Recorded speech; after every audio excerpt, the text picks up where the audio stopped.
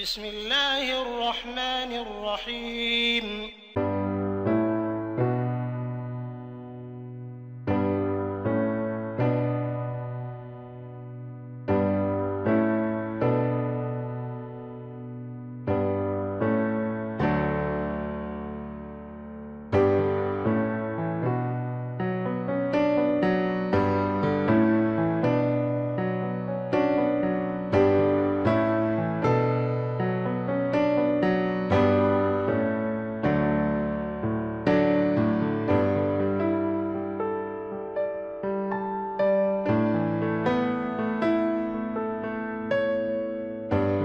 إن الحمد لله نحمده ونستعينه ونستغفره ونؤمن به ونتوكل عليه ونعوذ بالله من شرور أنفسنا ومن سيئات أعمالنا من يهده الله فلا مضل له ومن يضلله فلا هادي له ونشهد أن لا إله إلا الله الحي القيوم الذي لا تأخذه سنة ولا نوم ونشهد أن سيدنا وسندنا وحبيبنا وحبيب أرواحنا وطبيبنا وطبيب قلوبنا محمدا عبد الله ورسوله فقد قال الله تعالى في كلامه المجيد والفرقان الحميد أعوذ بالله من الشيطان الرجيم بسم الله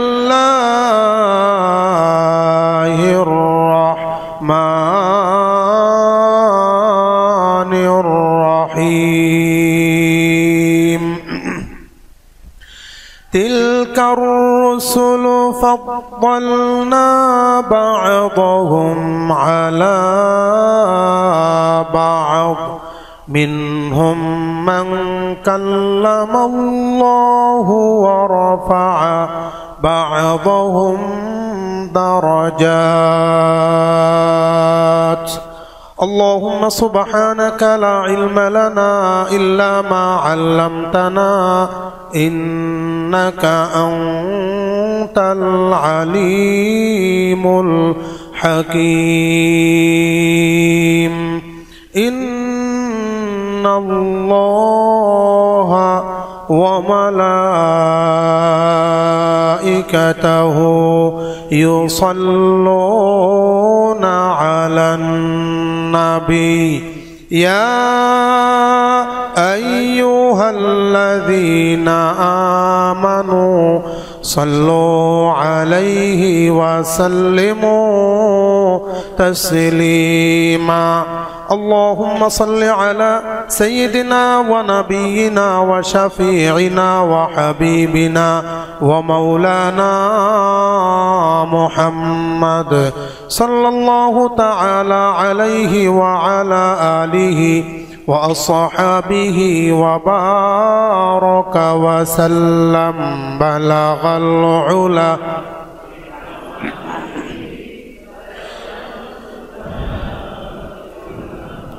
حسنت جميع خصاله صلوا عليه وآله أحسن منك لم تر قط عيني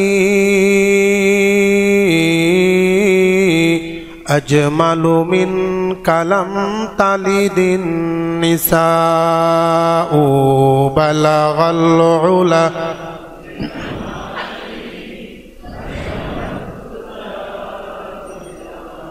حسنت جميع خصاله সাল্লু আলাইহি ওয়া আলিহি। মহান আল্লাহ পাকের দরবারে অসংখ্য শুকরিয়া। আল্লাহ সুবহান, মুহিয়ান, গরিয়ান, সর্বশক্তিমান আল্লাহ পাক আমাদের সকলকে পবিত্র মাহে রবিউল আউয়ালের একেবারে শেষ জুমাবার অত্র মসজিদে আসার এবং বসার তৌফিক দান করেছেন। সেই জন্য সকলে সুউচ্চ কণ্ঠে পড়ছি আলহামদুলিল্লাহ। কুরআনুল কারীমের সূরাতুল বাকারা এর 253 নং আয়াতে কারিমা তিলাওয়াত করা হয়েছে। এই আয়াতে কারিমার মধ্যে আল্লাহ পাক রব্বুল আলামিন তার কোন রাসূলকে অন্য আরেক রাসূল থেকে, কোন একজন নবীকে অন্য আরেকজন নবী থেকে মর্যাদায় আসীন করেছেন, এই সম্পর্কে আলোকপাত করেছেন। গত জুমাবারও এই সম্পর্কে মোটামুটি ভাবে কিঞ্চিত আলোকপাত করা হয়েছিল। আল্লাহ পাক রব্বুল আলামিন বলছেন, তিলকার রুসুলু ফাদ্দালনা বা'দাহুম আলা বা'দ। এই সকল এরা হচ্ছেন নবী, একজনকে আরেকজনের উপরে আমি আল্লাহ পাক রব্বুল আলামিন মর্যাদা দান করেছি। মিনহুম মান কাল্লামাল্লাহ ওয়া রাফা'a বা'দাহুম দারাজাত। এই সকল নবীদের মধ্য থেকে কিছু সংখ্যক নবী স্বয়ং আল্লাহ পাকের সাথে কথাবার্তা বলেছেন। ওয়া রাফা'a বা'দাহুম দারাজাত, এবং আল্লাহ পাক রব্বুল আলামিন তাদের কতককে কতকের উপরে মর্যাদায় আসীন করেছেন। গত জুমাবার বলেছিলাম আল্লাহ পাক রব্বুল আলামিন তার হাবিব মুহাম্মদুর রাসূলুল্লাহ সাল্লাল্লাহু আলাইহি ওয়াসাল্লাম ওনাকে সারা পৃথিবীর সমস্ত আম্বিয়া এবং মুরসালিন গণের উপরে মর্যাদায় আসীন করেছেন। তুলনামূলক কিছু আলোচনা করা হয়েছিল। পৃথিবীর একটা স্বভাবগত অভ্যাস হচ্ছে একজন ব্যক্তি আরেকজন ব্যক্তির উপরে একটু প্রাধান্য লাভ করবে। অফিসিয়াল ক্ষেত্রে হোক অথবা সমাজ জীবনে হোক, রাষ্ট্রীয় জীবনে হোক, যেখানেই হোক না কেন একজন আরেকজন থেকে একটু বেশি মর্যাদায় আসীন হবেন, এটাই স্বাভাবিক। সকলেই যদি সমান থাকতেন তাহলে আমরা যারা বড় লোক আছি, বাড়িওয়ালা আছি, সুইপার পাওয়াটা দুষ্কর হয়ে যেত। যেহেতু এলাকার সকলেই বাড়িওয়ালা, তাহলে সুইপার হবে কে? সকলেই যদি মর্যাদায় সমান থাকতো তাহলে ঘর থেকে যখন বের হতেন তখন গাড়ির ড্রাইভার পাওয়া যেত না, রিক্সাওয়ালাকে পাওয়া যেত না। যেহেতু সকলেই বাড়িওয়ালা, তাহলে রিক্সার ড্রাইভার হবে কে? যেহেতু একজন ব্যক্তি আরেকজন ব্যক্তির উপকারে আসে, দুনিয়াটা যেন সচল থাকে, দুনিয়া যেন কখনো অচল না হয়, এই জন্য আল্লাহ পাক রব্বুল আলামিন একজনকে আরেকজনের উপর মর্যাদায় আসীন করেছেন। হুবহু একই জিনিস আল্লাহ পাক রব্বুল আলামিন নবীদের শানেও করেছেন। এক নবীকে আরেক নবীর উপর মর্যাদা দান করেছেন, এক রাসূলকে আরেক রাসূলের উপর মর্যাদা দান করেছেন। এর অর্থ এটা নয় যে ওই নবী ছোট ওই নবী বড়, বরং নবুয়তের দৃষ্টিকোণ থেকে, রিসালাতের দৃষ্টিকোণ থেকে আল্লাহ পাক রব্বুল আলামিন সমস্ত নবী এবং রাসূলদেরকে এক সমান বরাবর করে দিয়েছেন। কিন্তু কিছু কিছু ক্ষেত্রে আল্লাহ পাক আরেকজনকে আরেকজনের উপর মর্যাদায় আসীন করেছেন। ঠিক তদ্রূপ আল্লাহর হাবিব সাল্লাল্লাহু আলাইহি ওয়াসাল্লাম ওনাকেও আল্লাহ পাক রব্বুল আলামিন तमाम পৃথিবীর সমস্ত নবী এবং রাসূল গণের চাইতে সবচাইতে বড় আসন যেটা, মর্যাদাশীল আসন যেটা, সেটার মধ্যে আমাদের নবীকে আল্লাহ পাক আসীন করে দিয়েছেন। হযরত নূহ আলাইহিস সালাতু ওয়াস সালাম, ওনার সম্পর্কে আল বিদায়া ওয়ান নিহায়া নামক কিতাবের প্রথম খণ্ডের 37 থেকে 40 নম্বর পৃষ্ঠা পর্যন্ত মূল কিতাবের সেখানের মধ্যে উল্লেখ করা হয়েছে হযরতে নূহ আলাইহিস সালামের নাম ছিল আব্দুল গফফার। নূহ আলাইহিস সালামের নাম কি ছিল? আব্দুল গফফার। ওনাকে যখন নবুয়ত দেওয়া হলো, মানুষের কাছে দ্বীনের দাওয়াত পৌঁছাতে লাগলেন। নবুয়ত প্রাপ্ত হওয়ার পর জনগণের কাছে যখন তিনি দাওয়াত পৌঁছাচ্ছেন, সকালবেলায় দাওয়াত দেওয়া শুরু করত, সন্ধ্যা পর্যন্ত দাওয়াত দিতেন। যখন তিনি কালিমার কথা বলতেন, লোকেরা তার উপর চড়াও হতো। ইট ফাটকেল, পাথর ইত্যাদি যার যা কিছু আছে সবকিছুই তাকে নিক্ষেপ করা হতো। একটা বর্ণনায় আছে, ওনাকে পাথর মারতে মারতে এমন একটা পর্যায়ে হয়ে যেত, একেবারেই পাথরগুলো তার পাশে জমা হতে হতে একেবারেই মাথা পর্যন্ত পাথরগুলো জমা হয়ে যেত। পাথর যখন জমা হয়ে যেত, বিকাল বেলায় সমস্ত দুশমনেরা চলে যেত। জিব্রাইল আলাইহিস সালাম এসে ওনাকে পাথর সরিয়ে উত্তোলন করতেন।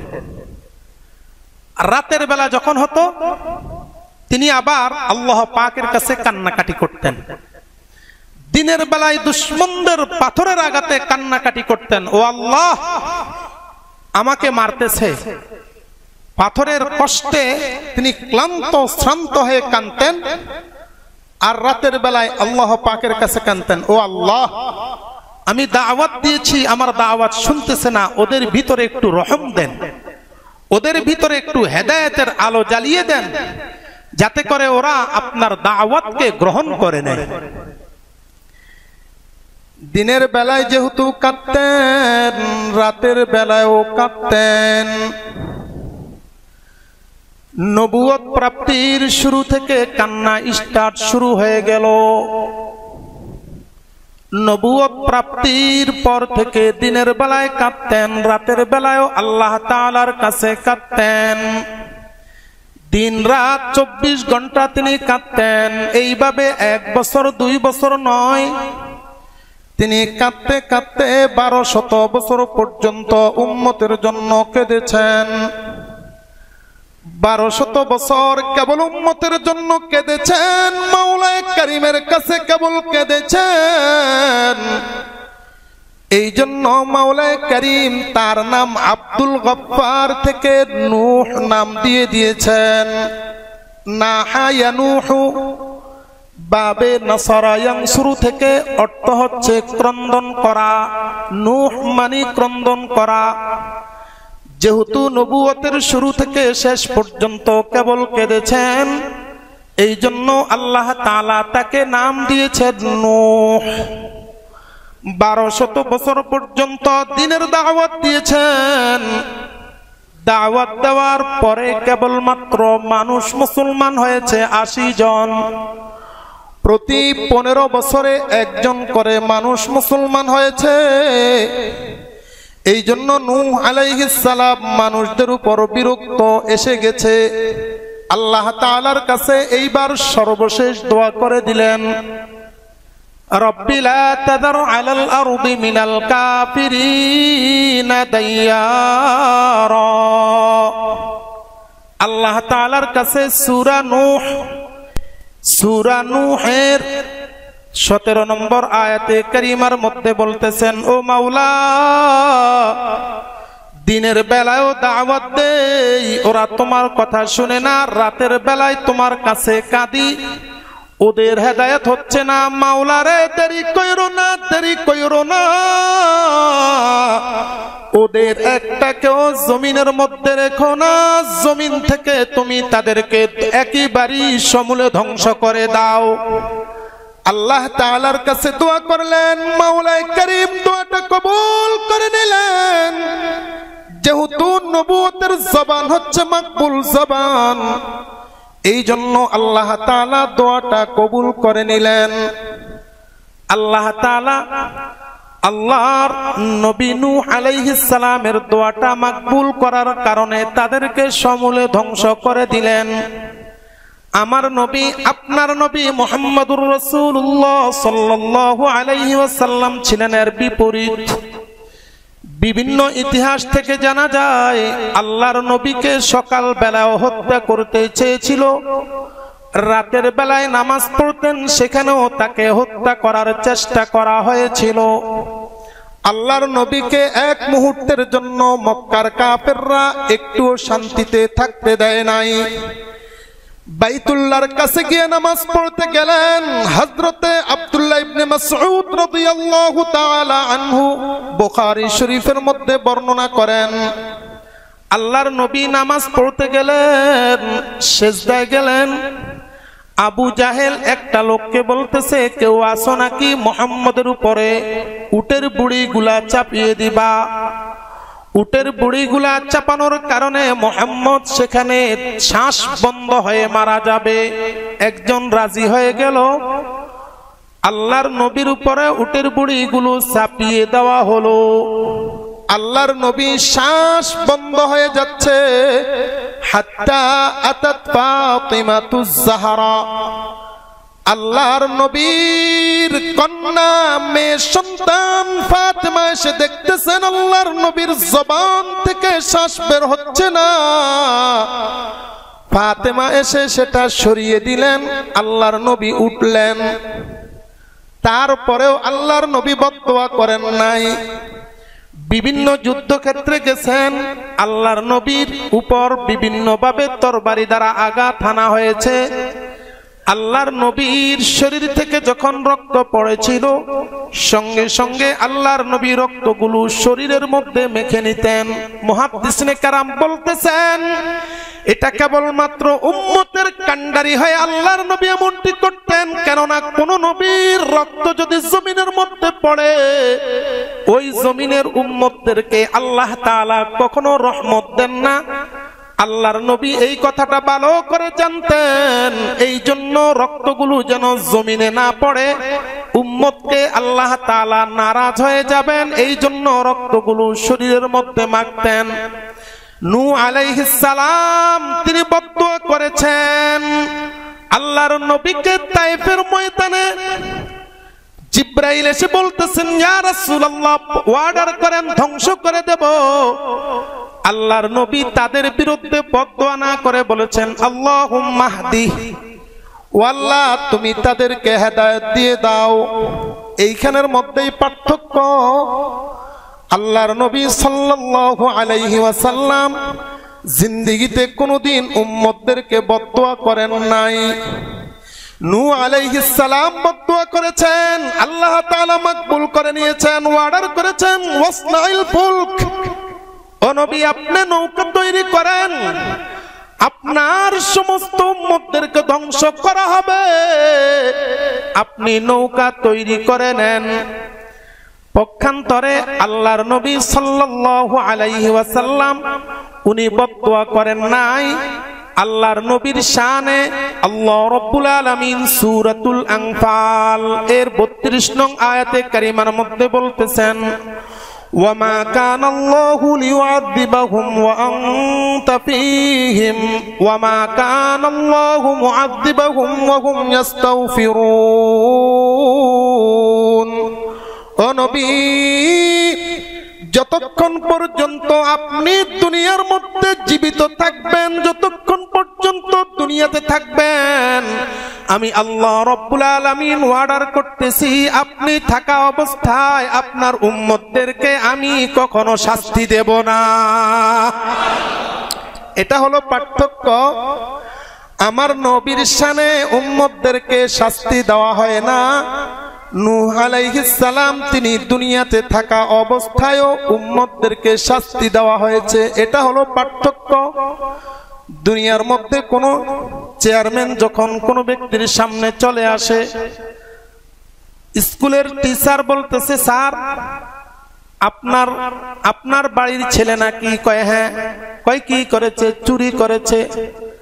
চেয়ারম্যান সাহেবের দিকে একবার তাকায়, ছেলেটির দিকে একবার তাকায়। চেয়ারম্যান সাহেবের দিকে তাকিয়ে চোর হওয়া সত্ত্বেও কোনো কিছু করে না, কয় মাফ করে দিলাম, চেয়ারম্যান সাহেবের সম্মানার্থে। তাহলে বোঝা গেল চেয়ারম্যান সাহেবের সম্মানটা বেশি। কি বলেন? কথা বুঝেন না আমার? তাহলে বোঝা গেল চেয়ারম্যান সাহেবের সম্মানটা হওয়ার কারণে চেয়ারম্যান সাহেবের খাতিরে চোরকে মাফ করে দেওয়া হলো। তার মানে চেয়ারম্যান সাহেব যদি না থাকতো তাহলে তাকে মারধর করা হতো, ঠিক কিনা বলেন? ঠিক তদ্রূপ নূহ আলাইহিস সালামের উম্মতকে আল্লাহ তাআলা নূহ আলাইহিস সালাম দুনিয়াতে থাকা অবস্থায় শাস্তি দেওয়া হয়েছে, প্লাবনের মাধ্যমে ধ্বংস করা হয়েছে। আর আমার নবীকে আল্লাহ তাআলা বলতেছেন ওয়া মা কানাল্লাহু লিউআযিবাহুম ওয়া আনতা ফীহিম। ও নবী, আমি আল্লাহ রাব্বুল আলামিন ওয়াদা করলাম যতদিন আপনি দুনিয়াতে থাকবেন ততদিন পর্যন্ত আপনার উম্মতদেরকে আমি আল্লাহ রাব্বুল আলামিন কোনো মতেই শাস্তি দিতে পারবো না। তাহলে নবীর সম্মানটা বাড়ে কি না? কথা বলেন না কেন? নবীর সম্মানটা এই মুহূর্তে বাড়তেছে কিনা? আল্লাহু আকবার। আল্লাহর নবীর শান। এইবার নূহ আলাইহিস সালাম নৌকা তৈরি করে ফেললেন, নৌকার মধ্যে উঠলেন। নৌকার মধ্যে উঠা শেষ, মুসলমান যেই কয়জন ছিল মুসলমানেরা উঠে গেল। নূহ আলাইহিস সালামের সমস্ত কওমকে ধ্বংস করা হলো। কেবলমাত্র নূহ আলাইহিস সালামের মুজিজা ছিল এত বিশাল প্লাবন হবে, মারাত্মক প্লাবন হবে, সারা পৃথিবী ধ্বংস হয়ে গেল, দুনিয়ার সমস্ত কাফেরদেরকে ধ্বংস করা হলো। কেবলমাত্র নূহ আলাইহিস সালামের নৌকাটা ধ্বংস হয় নাই। তার মানে আল্লাহ তাআলা নূহ আলাইহিস সালামের ইজ্জতের খাতিরে নৌকাটাকে দুনিয়ার মধ্যে টিকে রেখেছেন, নৌকাটাকে ধ্বংস করে নাই। নৌকার মধ্যে যতগুলো যাত্রী ছিল একটা যাত্রীকেও নষ্ট করে নাই, ধ্বংস করে নাই। এর দ্বারা বোঝা যায় নূহ আলাইহিস সালামের সম্মানার্থে আল্লাহ তাআলা মারাত্মক প্লাবনের মধ্যেও নৌকাটাকে পানির মধ্যে ভাসমান করে দিয়েছেন নূহ আলাইহিস সালামের ইজ্জতে। কিন্তু আল্লাহ রাব্বুল আলামিনের প্যারা নবী বিশ্ব নবী মুহাম্মদুর রাসূলুল্লাহ সাল্লাল্লাহু আলাইহি ওয়াসাল্লাম সম্পর্কে হযরতে ইকরামা, আবু জাহেলের ছেলে ইকরামা, আবু জাহেল ছিলেন কাট্টা কাফের, সন্তান ছিল ইকরামা, তখনও পর্যন্ত মুসলমান হয় নাই। শায়েখ আব্দুল হক মুহাদ্দিস দেহলভী রাহমাতুল্লাহি আলাইহি মাদারিজুন নবুওয়াহ নামক কিতাবের 2 নম্বর খণ্ডের 7 নম্বর পৃষ্ঠার মধ্যে উল্লেখ করেছেন, ইকরামা আল্লাহর নবীকে বলতেছেন নদীর পাড়ে, আল্লাহর নবী নদীর পাড়ে দণ্ডায়মান। ইকরামা তখনও পর্যন্ত মুসলমান হয় নাই, অমুসলিম। ইকরামা আল্লাহর নবীকে বলতেছেন ও মুহাম্মদ তুমি নাকি নবী? আল্লাহর নবী বলতেছেন আমি তো নবী নিঃসন্দেহে। কয় যদি নবী হও তাহলে আমাকে আশ্চর্য ধরনের কোনো কিছু দেখাও। আল্লাহর নবী বলতেছেন তোমাকে কি দেখাইলে তুমি খুশি হবা? কয় আমরা এই নদীর এই পাড়ে আছি, নদীর ওই পাড়ের মধ্যে থেকে কোনো একটা পাথর যদি থেকে থাকে তাহলে তুমি পাথরকে অর্ডার করো, পাথর যেন নৌকার মতো ভাসতে ভাসতে আমাদের কাছে চলে আসে। আল্লাহর নবী সাল্লাল্লাহু আলাইহি ওয়াসাল্লাম সঙ্গে সঙ্গে নদীর ওই পাড় থেকে আল্লাহর নবী ওই পাড়ের মধ্যে মুখস্থ একটা ডাক দিলেন, ও নদীর ওই পাহাড়, ও নদীর ওই পাড়, তোমার মধ্যে যদি কোনো পাথর থেকে থাকে, তোমার কাছে যদি কোনো পাথর থেকে থাকে, আমার আল্লাহর ওয়ার্ডারে ওই পাথরটাকে নৌকার মতো ভাসমান করে এই পাড়ে চলে আসো। আল্লাহর নবী বললেন আল্লাহর কুদরত, ওই পাড় থেকে বিশাল বড় একটা পাথর মুহূর্তের মধ্যেই নৌকার মতো ভাসতে ভাসতে ইকরামা এবং আল্লাহর নবীর কাছে চলে আসলো। আল্লাহর নবী ইকরামার দিকে তাকিয়ে বলতেছেন ইকরামা তুমি খুশি হয়েছো নাকি? আবু জাহেলের ছেলে ইকরামা বলতেছেন মুহাম্মদ এখনো পর্যন্ত আমি খুশি হই নাই, এখনো পর্যন্ত আমি খুশি হতে পারি নাই, তবে আর একটা কাজ। কয় কি কাজ? এইবার পাথরটাকে তুমি অর্ডার করো, এই পাথরটা যেন তার আগের স্থানে ভাসতে ভাসতে চলে যায়। আল্লাহর কসম, আল্লাহর নবীর সঙ্গে সঙ্গে পাথরটাকে অর্ডার করলেন। পাথর দেরি কইরো না, আল্লাহর ওয়ার্ডারে তুমি তোমার জায়গা মতো নৌকার মতো ভাসতে ভাসতে চলে যাও। আল্লাহর কুদরত, পাথরটা চলে গেল। ইকরামা চিন্তা করলো এই মুহূর্তে তাহলে মুসলমান হতে হবে। ফতে মক্কা, মক্কা বিজয়ের 3 বছর আগের ঘটনা।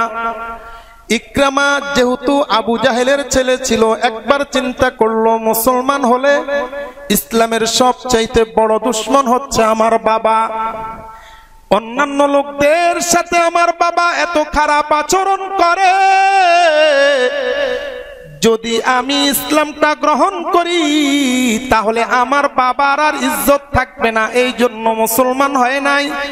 মনে মনে ধারণা করে রেখেছে ইসলাম চিরসত্য, তবে যদি সুযোগ আসে আমি ইসলামটা গ্রহণ করে নেব। ঠিক পথে মক্কা, মক্কা বিজয়ের দিন ইকরামা আল্লাহর নবীর কাছে এসে বলতেছেন, নবী মুহাম্মদ শুনে রাখো, ওই দিন আমি মুসলমান হবার সুযোগ পাই নাই, আজকে সুযোগ পেয়েছি, তাই তোমার কালিমাটা গ্রহণ করে নিয়েছি। ও বন্ধু, হযরতে নূহ আলাইহিস সালামের সম্মানার্থে আল্লাহ তাআলা প্লাবনের মধ্যেও নৌকাটাকে ভাসমান রেখে দিয়েছেন। এটা তেমন একটা মারাত্মক মুজিজা না। মুজিজা ঠিক, কিন্তু তেমন একটা নয়। কিন্তু পাথরের কাজ হচ্ছে নিচে ডুবে যাওয়া, ঠিক কিনা বলেন? পাথরের স্বভাব হচ্ছে ডুবে যাওয়া, ভাসমান না হওয়া। কিন্তু আল্লাহর হাবিবের ওয়ার্ডার পে পাথর যদি ভাসমান নৌকার মতো হতে পারে, তাহলে বুঝতে হবে আল্লাহ তাআলা আল্লাহর হাবিব মুহাম্মদুর রাসূলুল্লাহকে নূহ আলাইহিস সালামের চাইতেও বেশি মুজিজা দান করেছেন। ঠিক কিনা বলেন? কথাটা বুঝে আসছে না?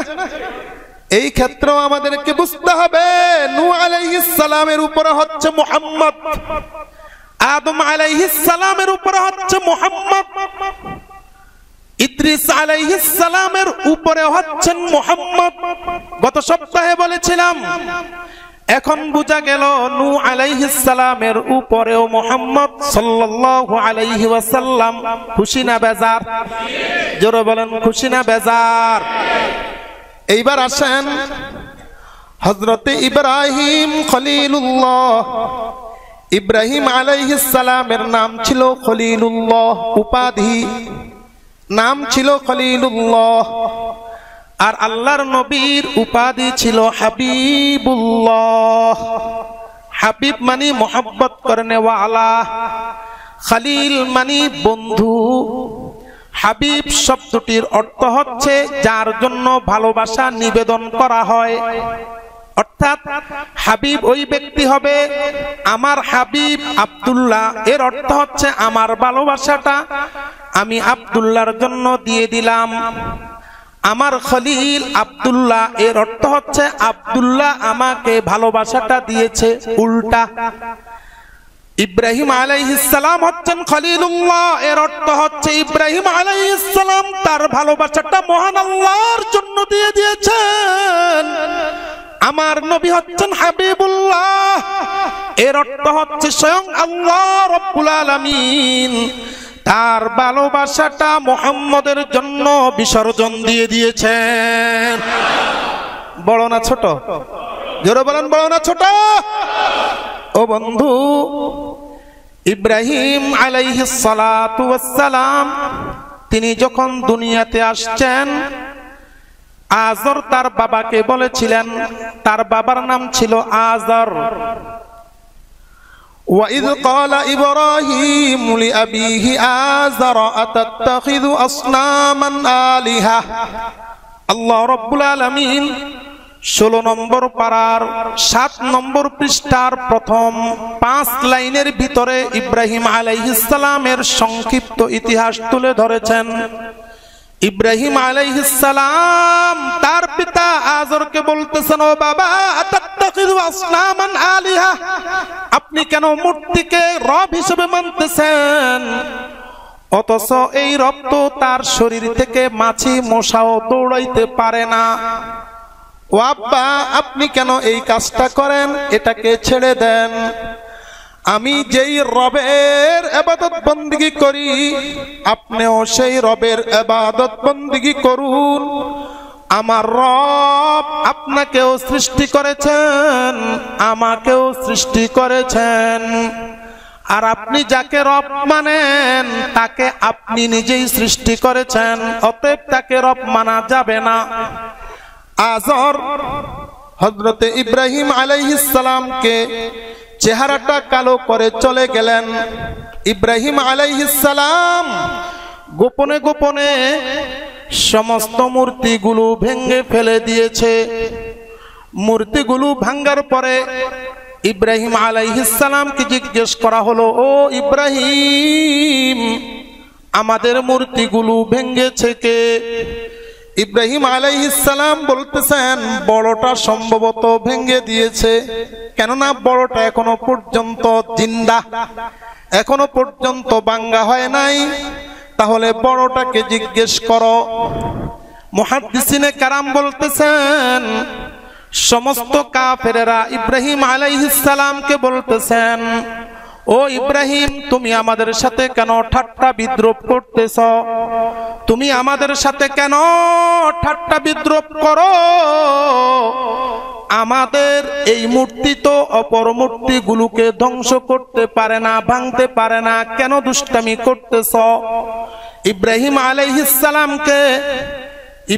আলাইহিস সালাম বলতেছেন, যদি নাই ভাঙতে পারে তাহলে সেটা আবার রব হয় কিভাবে? এটা তো রব হতে পারে না। মুহাদ্দিসিনে কারাম উল্লেখ করতেছেন, ইব্রাহিম আলাইহিস সালাম আল্লাহ তাআলার কাছে ওই মুহূর্তে কাফেরদের কাছে তার দলিল প্রমাণ পেশ করেছিলেন। দলিল প্রমাণের কারণে আল্লাহ তাআলা কৌশলে ইব্রাহিম আলাইহিস সালামকে তাদের হাত থেকে বাঁচিয়ে দিয়েছেন। ইব্রাহিম আলাইহিস সালাম মূর্তি নিজ হাতে ভেঙেছেন। ইব্রাহিম আলাইহিস সালাম মূর্তি ভাঙার ইচ্ছা করে নিজ হাতে ভেঙে দিয়েছেন, কিন্তু আমার নবী কখনো নিজ হাতে মূর্তি ভাঙেন নাই। সুবহানাল্লাহ। আমার নবী কখনো নিজ হাতে মূর্তি ভাঙেন নাই। কয় কিভাবে ভেঙেছেন? আল বিদায়া ওয়ান নিহায়া নামক কিতাবের 3 নম্বর খণ্ডে বাবু বিলাদাতিল মুস্তাফা সাল্লাল্লাহু আলাইহি ওয়াসাল্লাম অধ্যায়ের মধ্যে উল্লেখ আছে, আল্লাহর নবী যেই দিন জন্মগ্রহণ করবেন, দুনিয়াতে আগমন করবেন, আল্লাহর নবী মা আমেনার গর্ভ থেকে দুনিয়াতে এসেছেন। জবান থেকে সর্বপ্রথম মহান রব্বুল আলামিনের প্রশংসা করে দিয়েছেন। শুধু প্রশংসা করেন নাই বন্ধু, আল্লাহর নবী যেই মুহূর্তে দুনিয়ার মধ্যে আগমন করেছেন, ওই মুহূর্তে আল্লাহ তাআলা তিনি দুনিয়ার মধ্যে সর্বোত্তম ঘরটা রেখে দিয়েছিলেন কাবা ঘর। কাবা ঘরের মধ্যে একটা মূর্তি ছিল না, 2টা মূর্তি ছিল না, 360টি মূর্তি ছিল। আল্লাহর কসম, আল্লাহর কসম, হাদিস সাক্ষী, সিরাতের কিতাবগুলো সাক্ষী, আল্লাহর নবী দুনিয়াতে আগমন করার সঙ্গে সঙ্গে বাইতুল্লাহর ভিতরে 360টি মূর্তি মুহূর্তের মধ্যে ধস নেমে এসেছে। ও বন্ধু, আল্লাহর নবীকে মূর্তি নিজ হাতে ভাঙতে হয় নাই, দুনিয়াতে এসেছেন, মুজিজা স্বরূপ মূর্তিগুলো ভেঙে গেছে। পক্ষান্তরে ইব্রাহিম আলাইহিস সালাম নিজ হাতে মূর্তি ভাঙতে হয়েছে। তাহলে বোঝা যায় এই ক্ষেত্রে আল্লাহ রাব্বুল আলামিন ইব্রাহিম খলিলুল্লাহর উপরে মর্যাদা দান করেছেন মুহাম্মাদুর রাসূলুল্লাহ। ঠিক কিনা বলেন? শুধু তাই নয় বন্ধু, শুধু তাই নয়,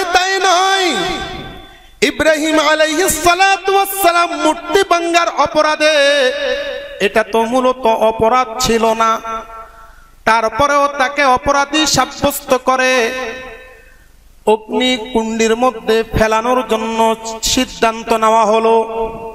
আল্লাহর নবী সাল্লাল্লাহু আলাইহি ওয়াসাল্লামকে, ইব্রাহিম আলাইহিস সালাতু ওয়াস সালামকে তৎকালীন কাফেরেরা অগ্নিকুণ্ডের মধ্যে ফেলে দিবে। ইব্রাহিম আলাইহিস সালাম অগ্নিকুণ্ডের মধ্যে পড়ে গেলেন। জিব্রাইল আলাইহিস সালাম আয়েশা বলতেছেন, ও নবী ইব্রাহিম, আপনি আমার কাছে একটু সহযোগিতা চান, মুহূর্তের মধ্যে আমি অগ্নিকুণ্ড ধ্বংস করে দিব। ইব্রাহিম আলাইহিস সালাম বলতেছেন, তুমি কে? কয় আমি জিব্রাইল। কয় না, তোমার কাছে কেন সাহায্য চাইবো? কয় তাহলে কার কাছে সাহায্য চাওয়ার দরকার? কয় আমার আল্লাহর কাছে সাহায্য চাইতে হবে। কয় তাহলে আল্লাহ তাআলার কাছে সাহায্য চান। ইব্রাহিম আলাইহিস সালাম সঙ্গে সঙ্গে আগুনের ভিতরে থেকে জবাব দিতেছেন, জিব্রাইল, আমি আল্লাহর জন্য এই অগ্নিকুণ্ডের মধ্যে পড়তে হয়েছে, আল্লাহ তাআলার কাছে আমি সাহায্য চাইবো কেন? আল্লাহ তাআলা কি আমাকে তার জন্য অগ্নিকুণ্ডে পড়তে হয়েছে তিনি কি দেখতেছেন না? তিনি কি দেখেন না? আমি কেন তার কাছে সাহায্য চাইবো? তিনি তো আমাকে সাহায্য করবেন। সুবহানাল্লাহ। এটা হচ্ছে নবীর তাওয়াক্কুল। সঙ্গে সঙ্গে আল্লাহ তাআলা আরশে আযীমে বসা। আল্লাহ তাআলা অর্ডার করে দিলেন অগ্নিকুণ্ডকে, কুলনা ইয়া নারু কুনি বারদা ওয়া সালামান আলা ইব্রাহিম। 17 নম্বর পারার 6 নম্বর পৃষ্ঠার একেবারে 14 এবং 15 লাইনের মধ্যে আল্লাহ তাআলা বলতেছেন, ইব্রাহিম আলাইহিস সালামের যে দৃঢ় বক্তব্য ছিল, এই দৃঢ় বক্তব্য শুনে আমি বড় খুশি হয়ে গেলাম। সুবহানাল্লাহ। আমি বড় খুশি হয়ে গেলাম। এই জন্য আমি সঙ্গে সঙ্গে আগুনকে বললাম, কুনি বারদা, ও আগুন তুমি ঠান্ডা হয়ে যাও। হতে পারে ঠান্ডা হওয়ার কারণে ইব্রাহিমের ঠান্ডা লেগে যেতে পারে, এই জন্য আল্লাহ তাআলা সঙ্গে সঙ্গে বললেন সালামা, ও আগুন এরকম ঠান্ডা হয়ে যাও, আমার ইব্রাহিম যেন ঠান্ডার কারণে আবার অ্যাজমা রোগ যেন না হয়, বরং এমন ঠান্ডা হয়ে যাও যেমন বেহেশতের মধ্যে ঢুকলে যেরকম আরামদায়ক হয়, সেই রকম তুমি ইব্রাহিমের জন্য আরামদায়ক হয়ে যাও। ও বন্ধু, ইব্রাহিম আলাইহিস সালাতু ওয়াস সালাম তিনি আল্লাহর জন্য তিনি চেষ্টা করেছিলেন, দাওয়াত ও তাবলীগ করেছিলেন। এই জন্য আল্লাহ তাআলা স্বয়ং ইব্রাহিম আলাইহিস সালাতু ওয়াস সালামকে আগুন থেকে বাঁচিয়ে দিয়েছেন। কিন্তু আমার নবীর অবস্থা কি? নাসাই শরীফের মধ্যে বাবুল মুজিজাত অধ্যায়ের মধ্যে, নাসাই শরীফের বাবুল মুজিজাত অধ্যায়ের মধ্যে হযরত হাতিব রাদিয়াল্লাহু তাআলা আনহু একটা হাদিস বর্ণনা করতেছেন। বলতেছেন, আমি ছিলাম ছোট মানুষ, একেবারে অল্প বয়সের। আমার বাবা আমার মা রান্না করতেছিল, আমার বাবাও সেখানের মধ্যে আমার মাকে হেল্প করতেছিলেন, সাহায্য করতেছিলাম। যেহেতু আমি ছিলাম ছোট মানুষ, ছোট মানুষ হওয়ার কারণে একবার বাবার কাছে যাই, আরেকবার মায়ের কাছে যাই, দুষ্টামি করতেছি। হঠাৎ করে গরম পানি আমার উপরে পড়ে গেল।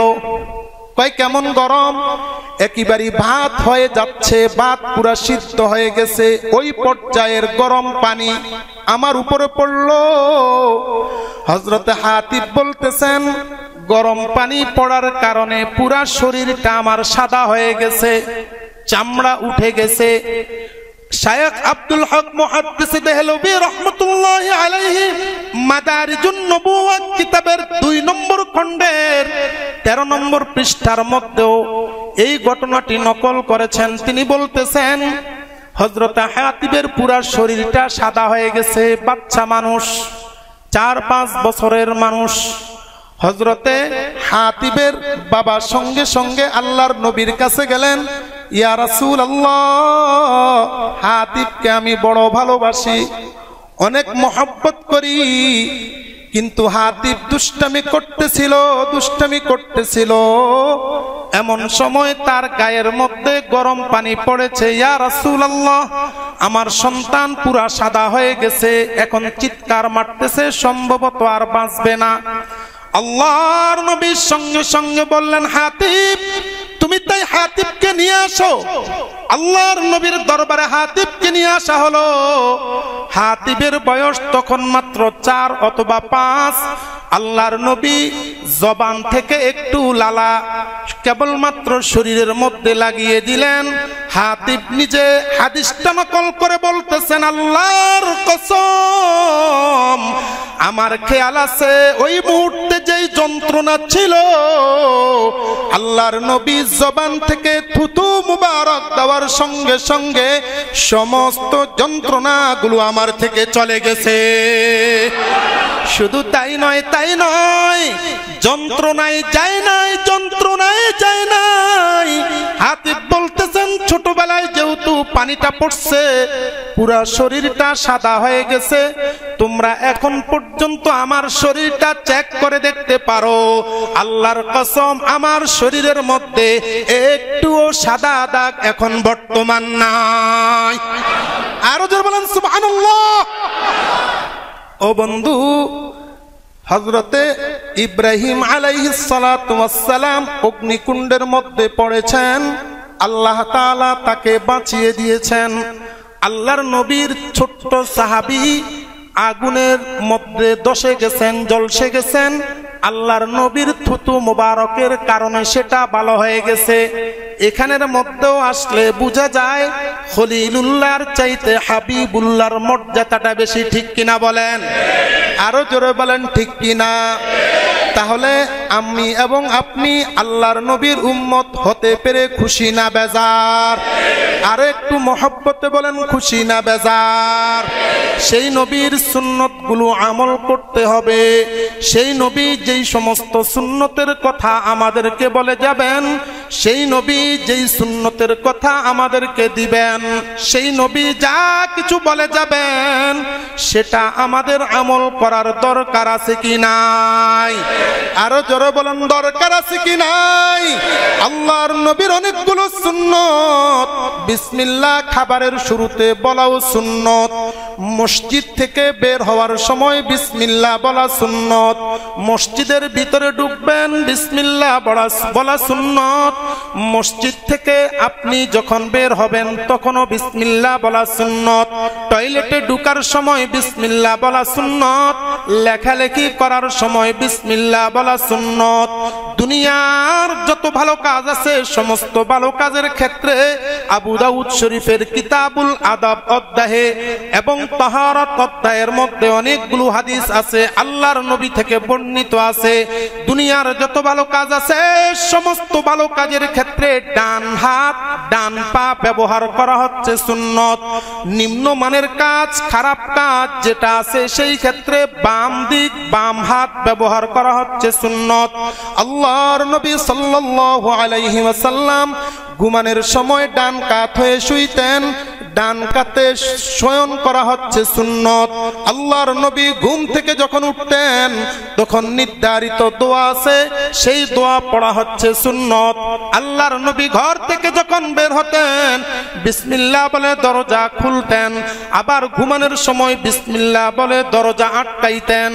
এর কারণে দুনিয়ার কোনো চোর বাটপারেরা ঘরের মধ্যে কোনো হিং কাটতে পারে না, ঘরের মধ্যে কোনো ধরনের চুরিদারি করতে পারে না।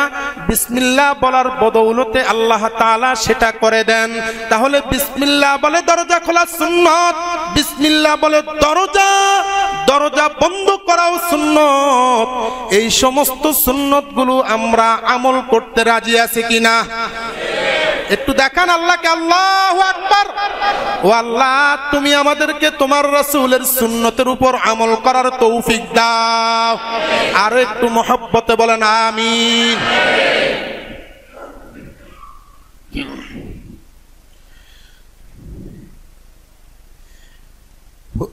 একবার একটা প্রশ্ন করেছেন যে হুজুর, আমার প্রশ্ন হলো বিশ্বনবী সাল্লাল্লাহু আলাইহি ওয়াসাল্লামের উসিলা দিয়ে দোয়া করা জায়েজ আছে কিনা? অনেকে বলে উসিলা দিয়ে দোয়া করা শিরক, কথাটি সত্য কিনা? উসিলা শব্দটির অর্থ হচ্ছে মাধ্যম, জরিয়া। এটাকে এইভাবে বলা যেতে পারে, আমরা যখন দোয়া করি মুনাজাতের মধ্যে সমস্ত দোয়ার পরে লাস্টে বলি আল্লাহ আমাদের দোয়াগুলো তোমার হাবিবের তোফায়েলে অথবা তোমার নবীর উসিলায় কবুল করে নাও। এটা হচ্ছে উসিলা। আমাদের দেশে অনেকেই বলে থাকেন নবীর উসিলা দিয়ে দোয়া করা না জায়েজ। আসলে বিষয়টি অনেকে শিরকও বলে থাকেন। বিশেষ করে আমাদের দেশে আহলে হাদিস ভাই যারা আছেন ওনারা এই ব্যাপারে খুব কঠোর। যাই হোক, ওনারা কি জন্য কঠোর আমি জানি না, আমি যা পাইছি সেটাই বলতেছি। তিরমিজি শরীফের 2 নম্বর খণ্ডের 198 নং পৃষ্ঠা, মূল কিতাবের 198 নং পৃষ্ঠার মধ্যে কিতাবুদ দাওয়াত অধ্যায়ের মধ্যে একটা হাদিস হযরতে উসমান ইবনে হানিফ রাদিয়াল্লাহু তাআলা আনহু বর্ণনা করেছেন। তিনি বলতেছেন, তিনি প্রায় আল্লাহর হাবিবের কাছে, আল্লাহ তাআলার কাছে দোয়া করতেন, আল্লাহুম্মা ইন্নী আসআলুকা ওয়া আতুবু ইলাইকা বিনাবিয়িকা মুহাম্মদ সাল্লাল্লাহু আলাইহি সাল্লাম। ও আল্লাহ, আমি তোমার কাছে চাই এবং তোমার কাছে তাওবা করি তোমার নবীর উসিলা হয়ে, তোমার নবীর মাধ্যম হয়ে। একজন সাহাবী হচ্ছে আমাদের জন্য আদর্শ। বিআইয়িহিম ইকতাদাইতুম ইহতাদাইতুম। আমার সাহাবীদের মধ্যে যাকেই তোমরা অনুসরণ করবা তোমরা হেদায়েতের রাস্তা পেয়ে যাবা, জান্নাতের রাস্তা পেয়ে যাবা। তাহলে উনি একজন সাহাবী, যেহেতু এই হাদিসটা বর্ণনা করেছেন নিজেই আল্লাহর নবীর উসিলা দিয়ে চাইতেন আল্লাহ তাআলার কাছে, তাহলে বোঝা যায় এটা জায়েজ আছে। অতএব উসিলা দিয়ে তালাশ করা, উসিলা দিয়ে চাওয়া, এটা জায়েজ আছে, কোনো সমস্যা নেই। তবে কেউ যদি সরাসরি মৃত ব্যক্তি থেকে চায়, এমনকি কোনো ব্যক্তি যদি নবীজির রওজার কাছে যায় যদি বলে ও নবী আপনি আমার একটা সন্তান দেন, এটা শিরক হয়ে যাবে। আর শাহজালাল সাহেব, শাহপরান, আমাদের দেশে যত পীর বুজুর্গ ওনাদের কবর আছে, ওই কবরের কাছে যদি এইভাবে চায় তাহলে তো বতরিকা আওলায় আরো দ্রুত এটা শিরক হবে। অতএব সেটা শিরক। বাকি উসিলা দিয়ে যদি কেউ বলে আল্লাহ, মাজারে গিয়ে না, এমনি আল্লাহ এই দেশের যত উলামায়ে কেরাম আছেন, যত বুজুর্গানে কেরাম আছেন, আল্লাহ আমি তো না খান্দা, ওনাদের উসিলায় কবুল করো আমার দোয়াটা, এটা করা যেতে পারে, না জায়েজ নয়, জায়েজ আছে। আশা করি আপনার প্রশ্নের জবাব পেয়েছেন। এছাড়া আরো অনেকগুলো কিতাবের হাওলা আছে। ফতোয়া হাক্কানিয়ার মধ্যে বুখারী শরীফের স্বয়ং 5974 নং হাদিসের মধ্যে এই কথাটি আছে। অতএব উসিলা ধরাটা না জায়েজ নয়, তবে সরাসরি চাওয়া শিরক। আশা করি আপনার প্রশ্নের জবাব পেয়েছেন। আরেক ভাই প্রশ্ন করেছেন, ইনজেকশন গ্রহণ করলে ওযু নষ্ট হয় কি? না, ইনজেকশন যদি কেউ ব্যবহার করে, ওযু করেছেন, নামাজে যাবেন, এমন সময় ডাক্তারও চলে এসছে, আয়েশা বলতেছে যে মানে আমি চলে আসছি, এখন ইনজেকশনটা গ্রহণ করেন, অথবা স্যালাইন, হাতের যে স্যালাইন ব্যবহার করে সেটা, তাহলে এটা ব্যবহার করলে ওযু নষ্ট হয় না। কারণ ফতোয়া শামির মধ্যে, ফতোয়া শামির 1 নম্বর খণ্ডের 260 নং পৃষ্ঠার মধ্যে উল্লেখ আছে, ওয়ায়ুনকিযুহু কুল্লু খারিজিন নাজিস। যেই সমস্ত জিনিস নাপাকি সেটা যখন বের হবে শরীর থেকে, তখন সেটা যায় ওযু নষ্ট করে। আর ইনজেকশন এটা হচ্ছে পবিত্র জিনিস, এটা নাপাকি নয়, আর এটা ভিতরে প্রবেশ করানো হচ্ছে, অতএব এটা জায়েজ আছে, ওযু নষ্ট হবে না। আশা করি আপনার প্রশ্নের জবাব পেয়েছেন। আরেকবার প্রশ্ন করেছেন যে হুজুর আমাদের দেশে অনেকে বিপদে পড়লে মাজারে মানত করে, এটা জায়েজ আছে কি? উনি মনে হয় জানেন যে আমি মাজারের বিরুদ্ধে কথা বলি, এই জন্য আরো প্রশ্নটা বলে মানে আমাকে একটু খেপাইতেছেন। আর কি বলবো, শিরিক, স্পষ্ট শিরিক। মাজারের নামে মানত করা, মাজারে জামু, অমুক করুম তমুক করুম, এটা কোশ্চিন কালো একজন মুমিনের কাজ হতে পারে না, ঠিক কিনা বলেন? এজন্য বেঁচে থাকা চাই। আল্লাহ পাক আমাদেরকে বুঝবার তৌফিক দান করুন।